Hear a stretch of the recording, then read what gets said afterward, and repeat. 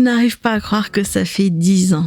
10 ans déjà que How I Met Your Mother s'est terminé et que j'ai toujours autant le seum. En toute honnêteté, j'ai fait cette vidéo que pour râler. Et en gros, c'est vraiment pour tous ceux qui ont été déçus par la fin. Accroche-toi parce que je vais m'énerver de ouf. Avant tout, est-ce que ça va? Est-ce que tu as passé une bonne semaine? Donc reprenons How I Met Your Mother, on va pas te la refaire. C'est l'histoire d'une bande de potes qui vivent leur vie. Ouais, les sitcoms, ça ne casse pas 3 pattes à un canard. Et quand cette série s'est terminée, je ne te raconte pas le seum que j'ai eu. Mais genre le seum puissance 1000. J'ai eu l'impression de m'être fait trahir, que la série m'a fait une Jujutsu Kaisen. Et si tu ne vois pas la référence, c'est simple, c'est le manga qui t'interdit tout attachement émotionnel sous peine de se faire terminer mentalement. Donc reprenons. À la fin, on découvre que la mère est morte. Que Ted, il est toujours aussi amoureux de Robin et du coup, il va la reconquérir avec son Blue French Horn et elle est là toute contente.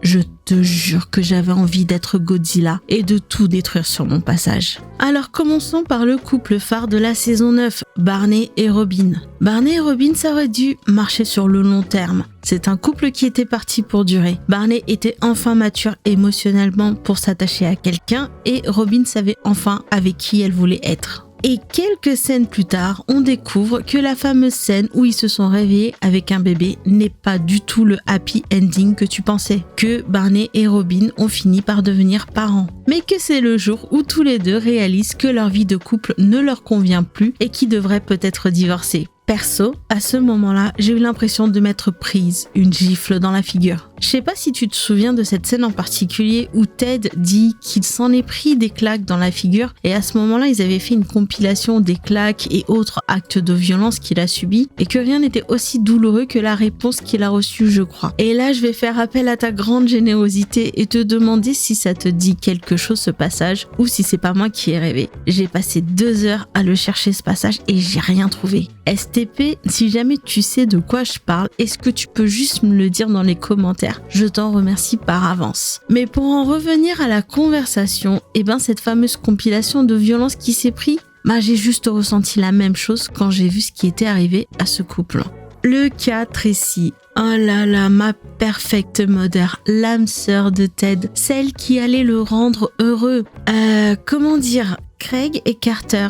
Vraiment, j'ai eu l'impression que vous vous êtes demandé à quel point vous pouviez vous foutre de vos spectateurs sans que ça vous retombe dessus. Et franchement, avec Tracy, ils ont fait fort, voire très très fort. Après avoir passé 8 saisons à fantasmer sur la mother, alors oui, je dis bien fantasmer, parce qu'on m'a vendu du rêve. À chaque fois que Ted parlait de Tracy, il y avait ce ton chaleureux que tu as quand tu parles des gens que tu aimes. Et ça peut être n'importe qui, amis, famille, chien. Ton chien, c'est ta famille aussi. Mais en gros, tu vois le délire. Et du coup, pendant ces 8 saisons, t'as une attente qui s'est construite au fur et à mesure. Et franchement, j'avais hâte de voir cette magnifique personne se matérialiser devant mes yeux. Et à la fin de la saison, tu la vois apparaître pour la première fois. Et là, je me suis dit, j'ai hâte de la voir dans la saison 9, j'ai hâte de les voir mariés et j'ai hâte de les voir heureux jusqu'à la fin des temps. Sauf que...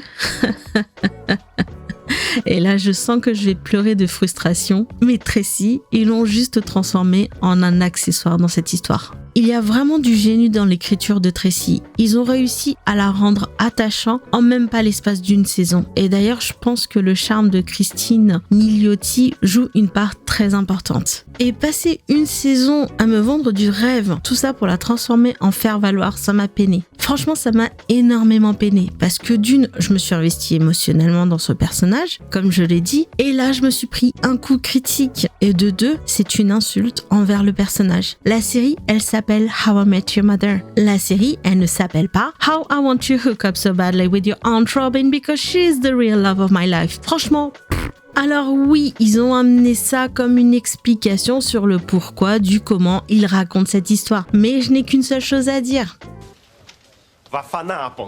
Ce qui me fait arriver sur mon troisième problème. Ted. Ted. Oh Ted, la vie de moi, si je pouvais te baffer, je l'aurais fait avec passion. Tu es l'un de ces personnages qui méritent la violence. Alors oui, on est des gens sensés et on ne frappe pas les gens dans la vie réelle parce que c'est pas bien et que ça fait mal. Je ne vais pas rentrer dans le délire des gens qui te taxent de toxique parce que ça c'est un autre débat. Et entre me faire l'avocat du diable pour toi ou pour Ross Geller, vu que vous êtes tous les deux les favoris pour Toxic Man of the Century, eh ben je préfère défendre Ross Geller. Et oui, je défends l'indéfendable.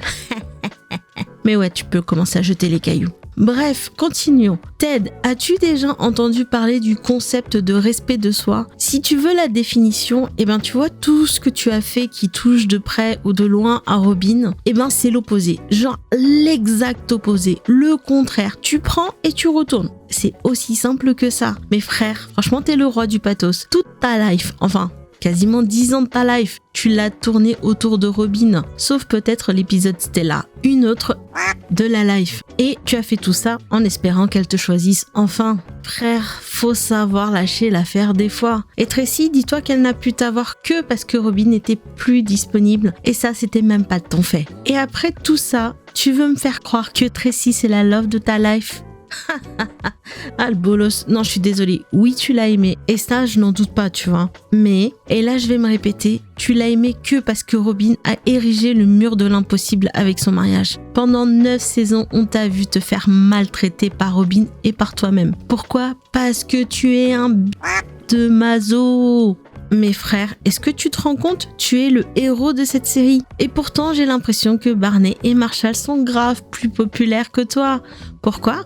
Parce que ces mecs se respectent un peu. Alors oui, Barney est un homme de petite vertu qui doit probablement jouer au loto parce qu'avec toutes les partenaires qu'il a eu, on dirait qu'il n'a jamais chopé de maladie. Mais ça aussi, il faudrait que tu me le confirmes ou infirmes en commentaire parce que j'ai pas revu toute la série pour les besoins de ce script. Mais le mec, il reste droit dans ses bottes. Et idem pour Marshall. Marshall, c'est vraiment un gars sûr. Et c'est pour ça qu'il est autant adoré. Et c'est aussi pour ça que Lily le mérite pas, mais ça, c'est un autre débat. Et en gros, si je suis toujours autant énervée, c'est parce que j'ai pas eu mon retour sur investissement perso. Et ça, c'est aussi que ma philosophie, parce que je sais pas comment toi tu approches ton rapport aux séries, manga, drama. Mais moi, je m'attache aux personnages. J'espère voir une évolution et j'espère avoir une fin satisfaisante au moins. Même si le truc il est plat, comme la Belgique, parfait pour se balader en vélo parce que t'as pas de pente. Exemple de fin pas ouf mais satisfaisante pour moi. Naruto, Friends. Dans How I Met Your Mother, j'ai passé 9 ans de ma vie à espérer voir la Mother. Cette femme que Ted dit aimer de tout son cœur, l'étincelle de sa vie, sa moitié. Du coup, moi je voulais la voir cette fin avec la Mother qui vient faire une petite remarque ou une bêtise dans le genre. Les mecs, ils ont passé 9 saisons à nous expliquer pourquoi Ted et Robin ça ne marchera jamais et pourquoi Robin et Barney sont faits l'un pour l'autre. Et il y avait tellement de manières de terminer ça et sur tous les scénarios possibles et imaginables, les créateurs se sont dit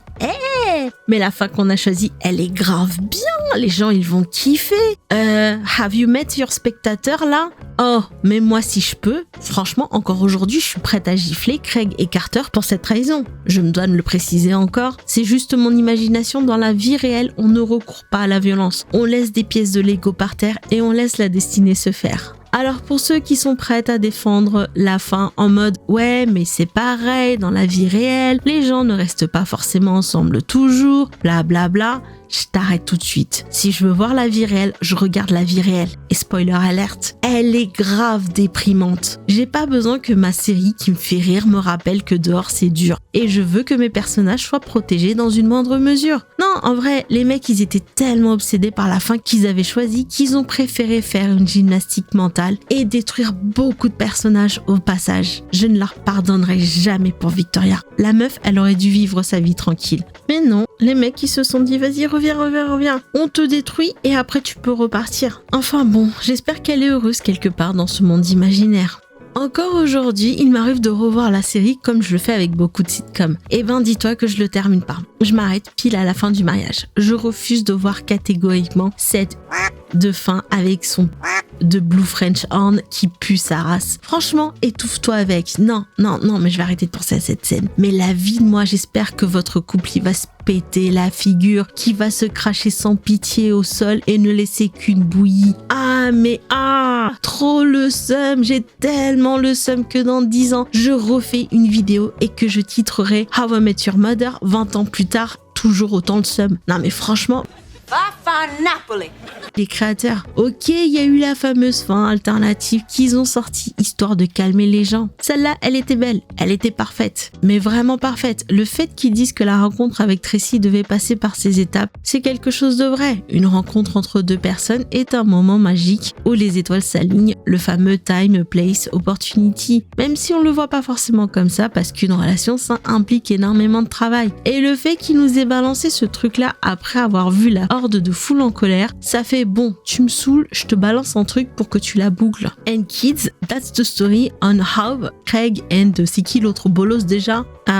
Craig and Carter failed the ending on How I Met Your Mother. Alors vite fait, je voulais terminer sur ça, mais ça me faisait vraiment bizarre de partir sans te dire au revoir. Du coup, passe un bon dimanche, une bonne semaine et à dimanche prochain.